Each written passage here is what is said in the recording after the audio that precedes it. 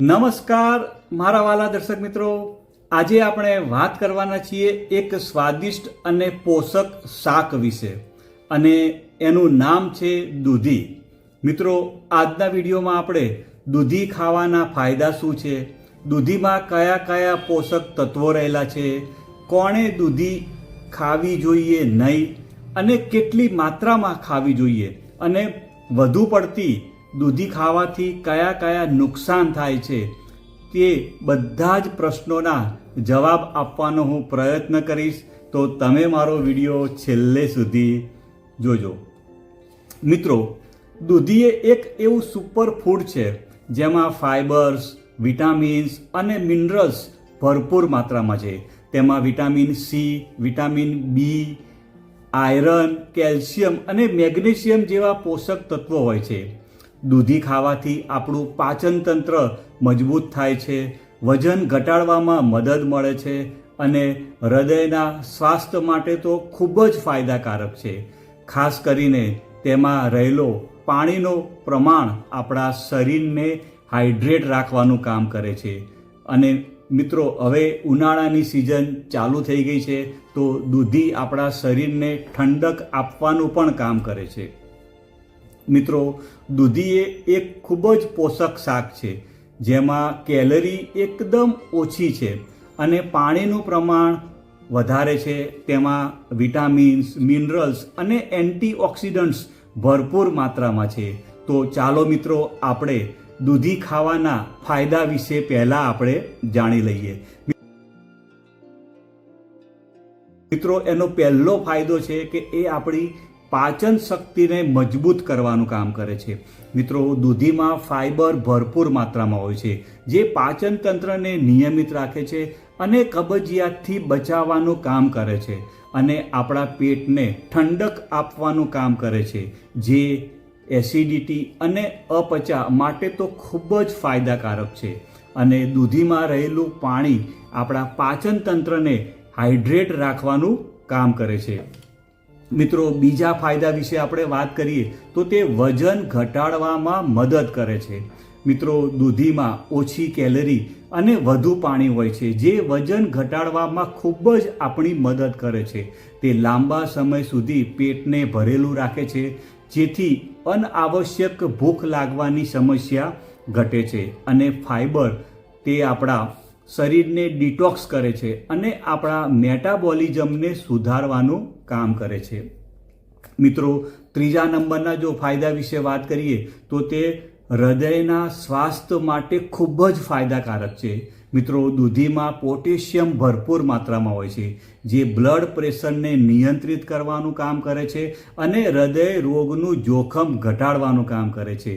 અને તેમાં કોલેસ્ટ્રોલ અને સેચ્યુરેટેડ ફેટ એકદમ ઓછા હોય છે જે આપણા હૃદય માટે ખૂબ જ ફાયદાકારક માનવામાં આવે છે. મિત્રો, દૂધીની અંદર એન્ટીઓક્સિડન્ટ્સ હોય છે જે ઓક્સિડેટિવ સ્ટ્રેસને ઘટાડવાનું કામ કરે છે અને જેથી આપણું હૃદય એકદમ સ્વસ્થ અને ફિટ રહે છે. મિત્રો, જો ચોથા નંબરના ફાયદાની આપણે વાત કરીએ તો તે ડાયાબિટીસને મેનેજ કરવાનું કામ કરે છે. મિત્રો, દૂધીમાં લો ગ્લાયસેમિક ઇન્ડેક્સ હોય છે જે બ્લડ સુગરને નિયંત્રિત કરે છે. તેમાં રહેલા તત્વો ઇન્સ્યુલિન સંવેદનશીલતા સુધારે છે જે ડાયાબિટીસના દર્દીઓ માટે ફાયદાકારક છે. મિત્રો, દૂધીનો રસ નિયમિત પીવાથી ડાયાબિટીસ નિયંત્રણમાં રહે છે. મિત્રો, જો એના પાંચમા ફાયદાની વાત કરીએ તો તે રોગ પ્રતિકારક શક્તિ વધારવાનું કામ કરે છે.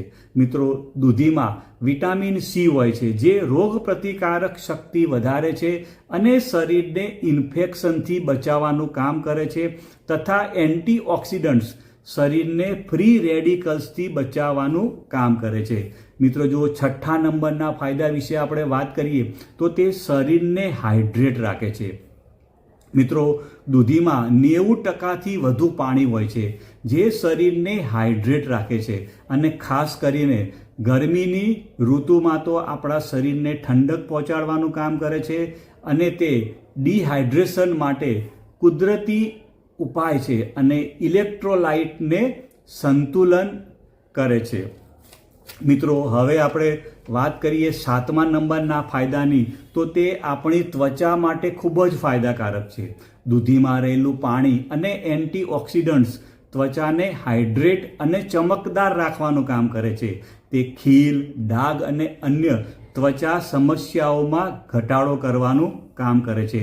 મિત્રો, જો તમે દૂધીનો રસ નિયમિત પીવો છો તો ડાઘ, જરિયા અને ફાઇન લાઇન્સ ઘટાડવામાં એ તમારી મદદ કરે છે. મિત્રો, 8મા ફાયદા વિશે વાત કરીએ તો તે લીવર અને કિડની માટે ખૂબ જ ફાયદાકારક છે. મિત્રો, દૂધીની વાત કરીએ તો દૂધી એ કુદરતી ડિટોક્સિફાયર છે અને લીવર અને કિડનીમાંથી ટોક્સિનને બહાર નીકાળવાનું કામ કરે છે અને તે યુરિનરી ટ્રેક્ટ ઇન્ફેક્શન અને કિડની સ્ટોન માટે ખૂબ જ ફાયદાકારક છે.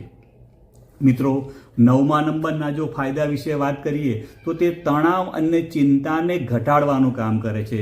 મિત્રો, દૂધીમાં કોલિન હોય છે જે મનને શાંત કરે છે અને તણાવને ઘટાડે છે. સૂતા પહેલાં દૂધીનો જો રસ પીવામાં આવે તો એકદમ સારી ઊંઘ આવે છે.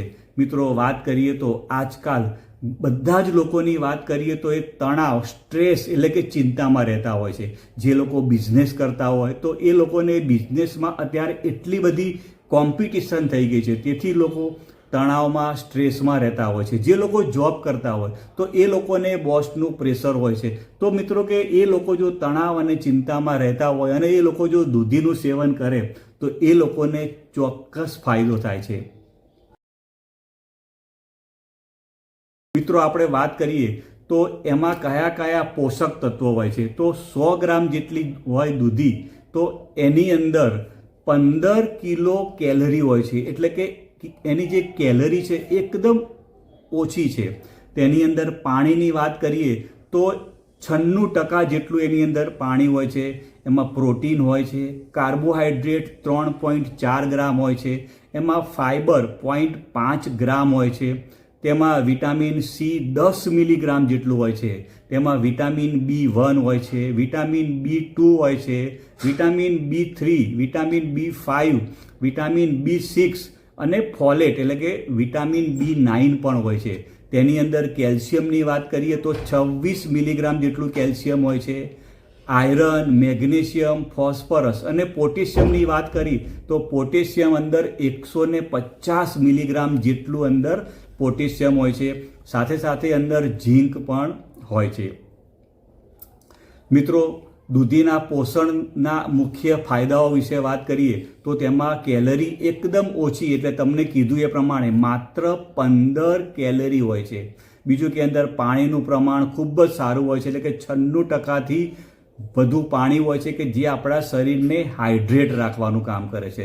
સાથે સાથે વિટામિન્સથી ભરપૂર હોય છે. તમને કીધું એ પ્રમાણે વિટામિન સી, બી કોમ્પ્લેક્સ અને ફોલેટ હોય છે.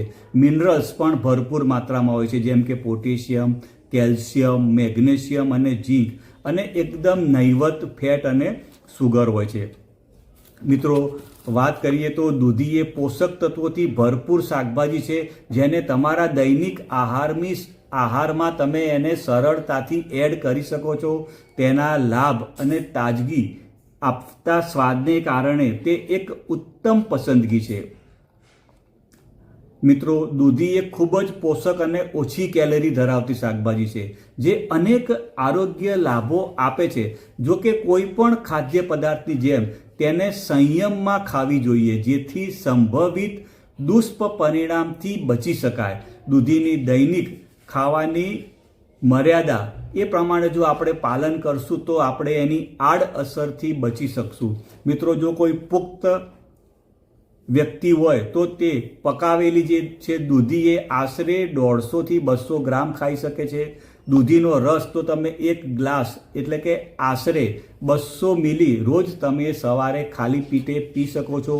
નહીં તો તમે અઠવાડિયામાં એકાંતરે પણ પીવો તો પણ તમને ફાયદો થાય છે. મિત્રો, હવે ધ્યાનમાં રાખવાની બાબતો. મિત્રો, કેટલાક લોકોને વધુ પડતી દૂધી ખાવાથી પાચન સંબંધિત તકલીફ થઈ શકે છે. ઓછી માત્રાથી શરૂઆત કરો અને તમારા શરીરની પ્રતિક્રિયા જુઓ. મિત્રો, જો તમને કિડની સંબંધિત સમસ્યા હોય તો દૂધી ખાતા પહેલાં ડૉક્ટરની સલાહ લો, કારણ કે તે કિડનીના કાર્યને અસર કરી શકે છે. મિત્રો, ગર્ભવતી સ્ત્રીઓએ દૂધી સંયમમાં ખાવી જોઈએ અને ડૉક્ટરની સલાહ લેવી જોઈએ, કારણ કે વધુ પડતી દૂધી ખાવાથી તકલીફ પણ થઈ શકે છે. મિત્રો, વધુ પડતી દૂધી ખાવાથી પેટ ફૂલવું, ગેસ અને ઝાડા પણ થઈ શકે છે, કારણ કે તેમાં વધુ પાણી અને ફાઇબર હોય છે. મિત્રો, વધુ પડતી દૂધી ખાવાથી અન્ય આવશ્યક ખાદ્ય પદાર્થોની ખપત ઘટી શકે છે, જે પોષણની ખામી તરફ દોરી શકે છે. મિત્રો, ખાસ કરીને વાત કરીએ તો તમે જ્યારે દૂધીનું શાક બનાવો કે તમે એનો જ્યુસ બનાવો ત્યારે દૂધી કડવી ન હોવી જોઈએ. તમારે થોડી કાપી અને એને ટેસ્ટ કરી લેવાની છે, અને જો કડવી દૂધી હોય તો તમારે તરત જ એને ફેંકી દેવાની છે. મિત્રો, કડવી દૂધી ન ખાવી જોઈએ, કારણ કે તેમાં ઝેરી તત્વો હોય છે જે પેટમાં તકલીફ કરી શકે છે. મિત્રો, તમે હંમેશા તાજી અને મીઠી દૂધીને પસંદ કરો, કડવી દૂધીને ફેંકી દો. દૂધીને સંતુલિત આહારના ભાગ રૂપે જ ખાવી જોઈએ, અન્ય શાકભાજી, ફળો અને પ્રોટીન સાથે. જો દૂધીનો રસ પીવો હોય તો તે તાજો તૈયાર કરીને જ પીવો અને તરત જ પી લો, જેથી તે ખરાબ થાય નહીં. મિત્રો, તમને વાત કરી એ પ્રમાણે દૂધી તમે 1 થી 1.5 કપ તમે એનું શાક ખાઈ શકો છો. 1 ગ્લાસ પુખ્ત જે લોકો હોય છે એ એનો જ્યુસ પી શકે છે. મિત્રો, આ બધું જો તમે કરશો તો એનું જે આડઅસર છે એનાથી તમે બચી શકશો. અને જો તમને કોઈ આરોગ્ય સમસ્યાઓ હોય તો દૂધીને તમારા આહારમાં ઉમેરવા પહેલાં ડૉક્ટરની સલાહ ખાસ લેજો. અને મિત્રો, ખાસ વાત કરીએ એ પ્રમાણે કડવી દૂધી ન ખાવી જોઈએ, કારણ કે તેમાં ઝેરી તત્વો હોય છે. મિત્રો, દૂધી એ એક બહુમુખી અને પોષક શાક છે જેને તમારા આહારમાં સરળતાથી ઉમેરી શકાય છે. તેના અનેક આરોગ્ય લાભને કારણે તે તમારા રસોડાની ખાસ જરૂરિયાત છે. મિત્રો, તમને મારો વિડીયો સારો લાગ્યો હોય તો લાઈક કરજો, શેર કરજો. આવજો મિત્રો, બાય બાય, આવજો.